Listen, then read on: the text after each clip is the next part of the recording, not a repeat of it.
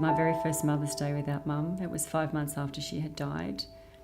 And I remember being in the shops and seeing all the Mother's Day cards and gifts, and I felt very sad. And I sat at the kitchen bench and I wrote my mother a letter, and I started the letter with "Dear Mum in Heaven."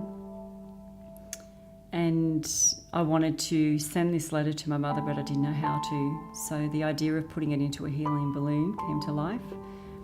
So once that was done, we drove down to the beach, and on the way to the beach we stopped and bought some Mother's Day flowers.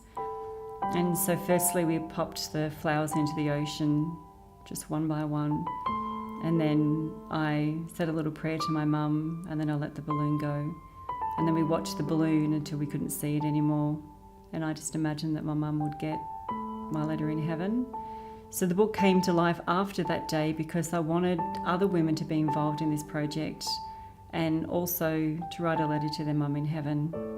So the last chapter of my book just has a few letters from other women that have written to their mothers as well.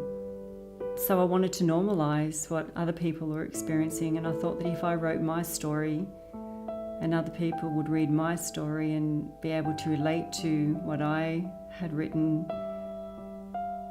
So basically I just wanted to be able to normalise grief instead of pathologising it like the medical system are doing at the moment. So my relationship with my mum was, oh my God, I don't even know how to describe it. It was beautiful, it was precious, it was loving. Like every time I spoke to my mother, she would never end a conversation without saying that I love you, and I would never end the conversation without telling her how much I loved her.